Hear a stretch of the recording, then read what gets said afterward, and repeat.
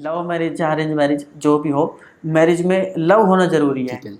Regret हुआ था आपको कभी लाइफ में, कभी होता है, या फिर आपको कोई सबसे बड़ी मिस्टेक आपको क्या लगता है ज़िंदगी की कौन सी है? कि हाँ, हाँ। जब सिचुएशन है तो इतना स्ट्रांगली एक्ट करता हूँ कि जैसे कुछ हुआ ही नहीं है। मेल्स का ऐसा रहता है कि वो कभी रोते नहीं, और अ, ऐसा होता भी है और ऐसा माना भी जाता है कि मेल्स को, मर्द को है वो रोना नहीं चाहिए।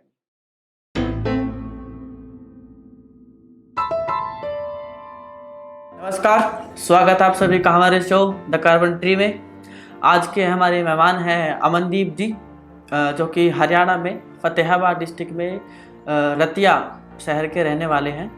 अभी अपनी पीएचडी परस्यू कर रहे हैं वो। अमन जी, बहुत बहुत स्वागत है आपका हमारे शो में। हाँ कैसे जी, हैं आप? अच्छा हूँ। नमस्कार चमन जी, नमस्कार सभी ऑडियंस। आशा करता हूँ कि आप सभी भी ठीक होंगे। हमारी सोसाइटी में मेल्स का ऐसा रहता है कि वो कभी रोते नहीं, और ऐसा होता भी है और ऐसा माना भी जाता है कि मेल्स को, मर्द को है वो रोना नहीं चाहिए। ठीक है जी। तो आपको क्या लगता है, कितना सही है, ठीक है क्या ये बात? मैं इस बारे में ये सोचता हूँ कि जी देखो, सोसाइटी में और लाइफ में इवन हम बात स्टार्ट करते हैं आदमी के एक लाइफ से। लाइफ में एक हर तरह से बैलेंस होना ज़रूरी है। आप हाँ पढ़ते जी। हैं और साथ में आप अपना फिजिकल एक्टिविटीज़ करते हैं अपने आप को एक मेंटली एंड फिजिकली स्टेबल और बैलेंस रखने के लिए। सो सिमिलरली सोसाइटी में अच्छा। भी और नेचर में भी बैलेंस का होना बहुत ज़रूरी है। सो अच्छा। अगर हम कहते हैं कि मतलब मर्द को या इंसान को, आदमी को रोना नहीं चाहिए, तो उसके बारे में मेरा ये मानना है कि सोसाइटी में बैलेंस होना बहुत ज़रूरी है।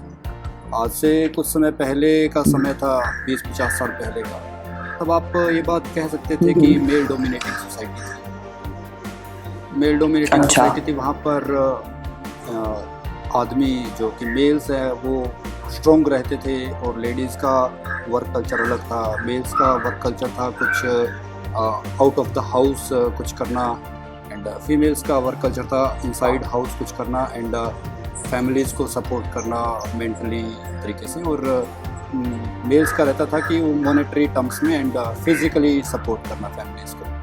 सो वो लाइफस्टाइल एक हाँ। लाइफस्टाइल था, और उसमें जो मेल्स थे वो कुछ ज़्यादा डोमिनेटिंग थे, और उस टाइम में कुछ वो बात आज की जो आप पूछ रहे हैं कि मेंस डोंट क्राई, वो लागू होती है। पर अभी समय के साथ साथ सोसाइटी बदल रही है, सब कुछ बदल रहा है। अब पहले जैसी बातें नहीं रही हैं। लेडीज़ सिर्फ हाउस होल्ड वर्क्स तक रिस्ट्रिक्टेड नहीं हैं, तो वो अभी चेंजेस आ रहे हैं उनके वर्क कल्चर में। लेडीज़ जेंट्स के साथ में इक्वलिटी के साथ काम कर रही है, मतलब ऑफिसेज में, हर एक लाइफ के हर एक पार्ट। सो वो जो एक कड़कपन था कि नहीं रोना, वो जो था वो अभी जेंट्स में भी कम होता जा रहा है। अभी काफ़ी से एग्जांपल हमें ऐसे देखने को मिल जाएंगे जिसमें कि लेडीज़ स्ट्रॉन्ग रहती है but mens do cry. So this always depends on the work culture and all other aspects. In all of the situation, one has to be strong. Then only system can work properly. So it is irrespective of whether men cry or women cry. कोई भी cry कर सकता है depending upon situation, depending upon the circumstances. But हाँ, एक को ऐसा होना पड़ता है आज के दिन कि that yes, this person don't cry whether it is a man or a woman.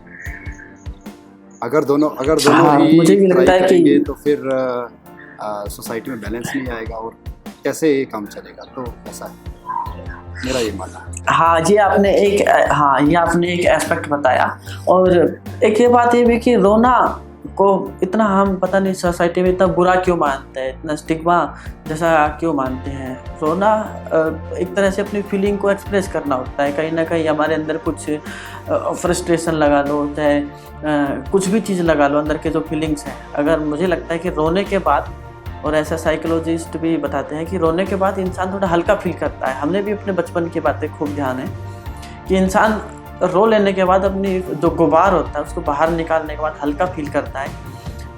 तो अगर कोई मर्द भी रोता है उसके अंदर भी फीलिंग्स होती है, वो भी एक इंसान है, उसके लाइफ में प्रॉब्लम्स हो सकती है और वो भी फ्रस्ट्रेटेड फील हो सकता है, और वो अपने जो फीलिंग्स है उसको बाहर निकाल के हल्का फील कर ले, तो इसमें क्या गलत है? कर सकता है वो, उसमें तो कुछ बुराई नहीं है। ये बात बिल्कुल ठीक है। मतलब इसको मैं अपनी लाइफ से रिलेट करूं तो ऐसा हो चुका है कि मैं वैसे बहुत एक भावुक किस्म का इंसान हूं, पर ऐसा हो अच्छा। चुका है कि हाँ हाँ। जब सिचुएशन है तो इतना स्ट्रांगली एक्ट करता हूं कि जैसे कुछ हुआ ही नहीं है। और जब मैं अच्छा। लोगों से अलग हो गया, जब अकेलेपन में पहुंचा, शायद वो बम्बार अकेले में हाँ निकाल हाँ। रहा, और वो हाँ ज़रूरी हाँ। है। आपकी बात तो बिल्कुल कि इंसान हल्का हो जाता है, तब वो सोसाइटी को और अपनी फैमिली को बैलेंस रखने के लिए आप अकेले में हल्का हो सकते हैं उस टाइम। पर आपको जब ये पता है कि हाँ फैमिली में सभी लोग कंट्रोल नहीं कर पा रहे हैं और आप भी अगर कंट्रोल नहीं कर पाएंगे तो फिर बैलेंस कैसे होगा? बिल्कुल बिल्कुल, ये आपने बहुत अच्छी बात बताई। कहीं ना कहीं हाँ, ये भी है कि रोना जो होता है वो कमज़ोरी की निशानी है। अगर दूसरे लोग हमारे उस स्टेट में हैं कि वो उनको सपोर्ट की ज़रूरत है, वो खुद ही क्राई करने की स्टेट में है, और उस टाइम पे आप स्ट्रॉन्ग बन के उनको सपोर्ट करते हैं, तो ये बिल्कुल एक बहुत अच्छी बात बताई आपने, ऐसा होना चाहिए। खैर, आपने अभी अभी थोड़ा सा जिक्र भी किया था, तो मैं ज़्यादा अंदर तक नहीं जाऊंगा और आपको भी मैं पूरी छूट देता हूँ। अगर आपका मन करे तो ही बताएं, आप कब पिछली बार रोए थे, ऐसा कुछ?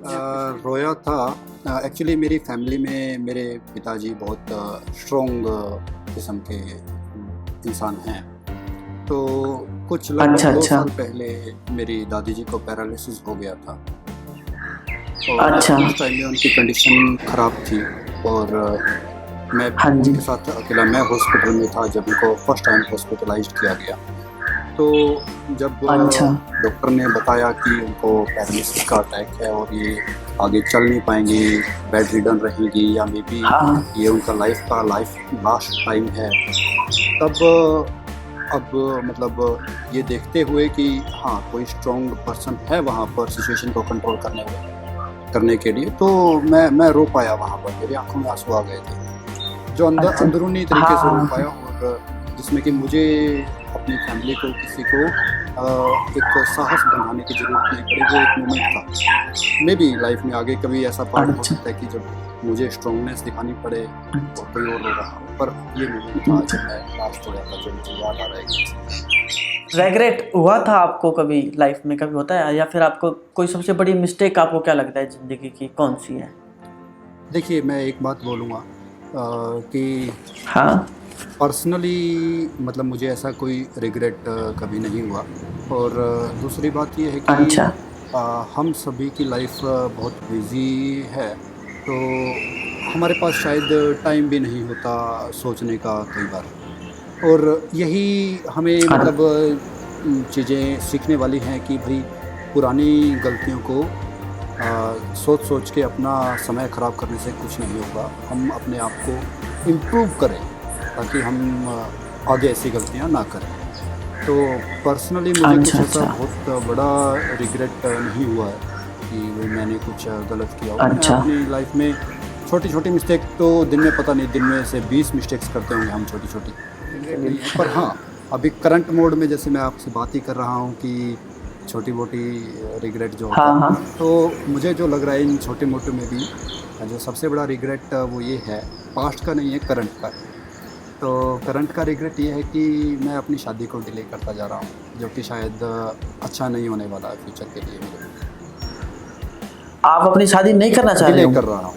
अब तक मुझे मैरिड होना चाहिए, जो कि मैं नहीं। ये शायद मेरे लिए एक रिग्रेट की बात है। इसका मुझे दुख होगा शायद बाद में, पर अभी मजबूरी है PhD को कंप्लीट करना। हाँ, बिल्कुल। तो दोनों चीज़ों के बीच में फंसा हूँ। शायद ये एक रिग्रेट का कारण बनेगा। अब मैं किसी भी एक डिसीज़न की तरफ तो जाना ही पड़ेगा, या तो पहले PhD कंप्लीट करूँगा या शादी पहले बीच में ही करनी होगी। सो बाद में मुझे किसी भी डिसीज़न के लिए रिग्रेट हो सकता है, मैं उसके बारे में अभी कुछ कमेंट नहीं कर सकता। पर करंट डेट में मुझे लग रहा है कि शादी डेट में शायद एक रिग्रेट का कारण हो सकता है।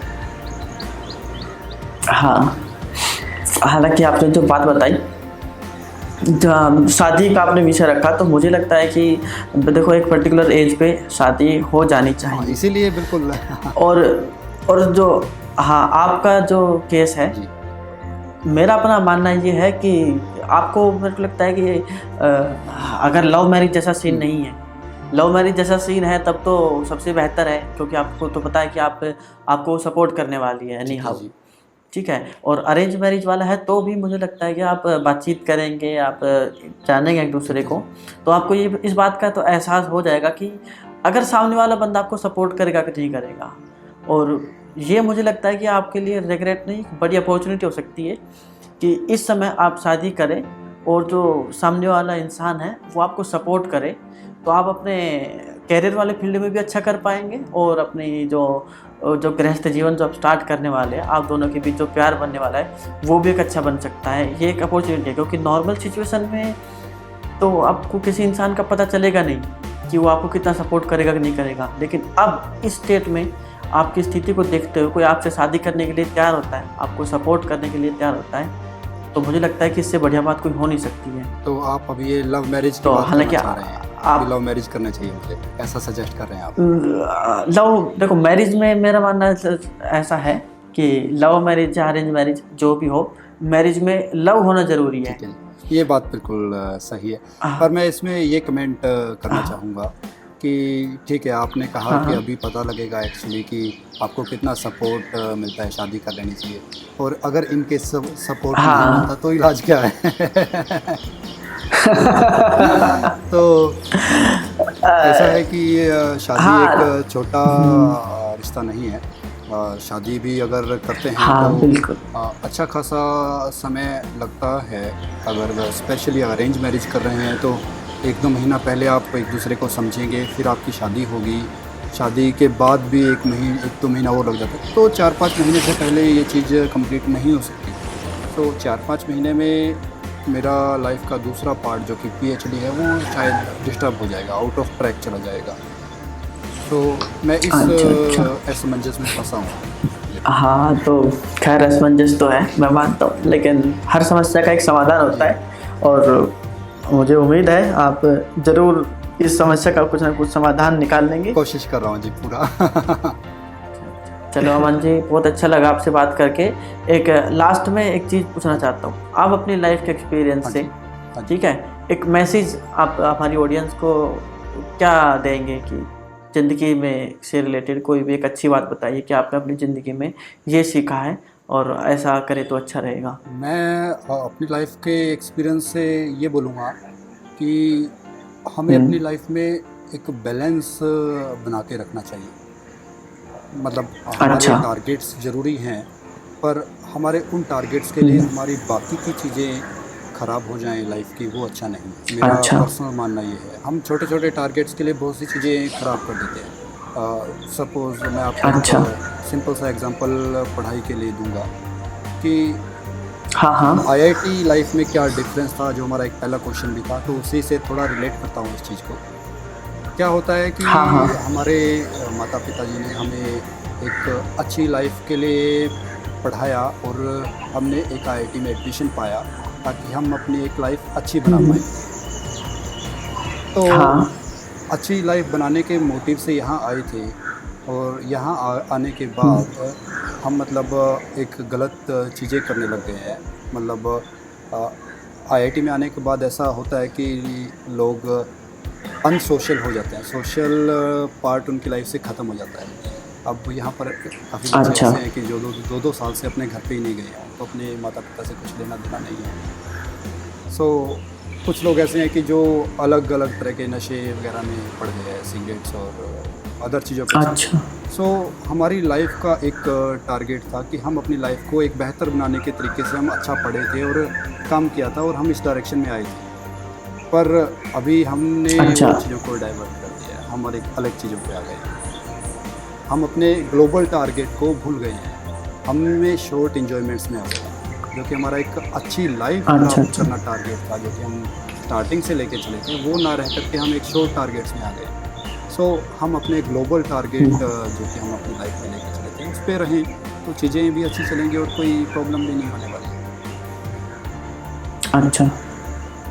मेरा ये लास्ट मैसेज था। चलिए, हाँ जी, हाँ जी, बहुत अच्छी बात बताई आपने, बैलेंस की बात बताई कि एंजॉय करना भी ज़रूरी है लाइफ में, पढ़ाई करना, करियर पे ध्यान देना, सीरियस होना भी ज़रूरी है, पर एक बैलेंस होना ज़रूरी है। अनलिमिटेड एंजॉय भी नहीं होना चाहिए। हाँ, बैलेंस का मीनिंग यही है कि आपकी लाइफ में बैलेंस रहे, चीज़ें गड़बड़ ना हो। बैलेंस तो ही है कि आपका लाइफ का टारगेट हाँ। था कि ज़िंदगी अच्छी बनानी है, पर वो बैलेंस आपने ख़राब कर दिया है शॉर्ट एंजॉयमेंट्स की तरफ से। बिल्कुल, बिल्कुल। चलिए ठीक है अमन जी, बहुत अच्छा लगा आपसे बात करके, और मुझे उम्मीद है आप लोगों को भी कुछ ना कुछ सीखने को मिला होगा अमन जी के ज़िंदगी के अनुभव से। इसी तरह की और अच्छी वीडियो मैं लेके आते रहता हूँ, और नई वीडियोस देखने के लिए आप तो चैनल को सब्सक्राइब कर दीजिए, और वीडियो अच्छी लगे तो उसको लाइक करें, और अपनी प्रतिक्रिया देने के लिए कमेंट सेक्शन में ज़रूर बताएं आपको कैसा लगा।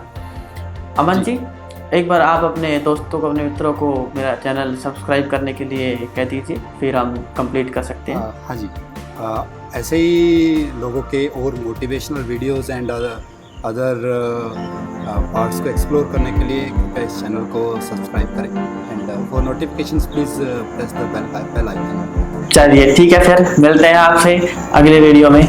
नमस्कार।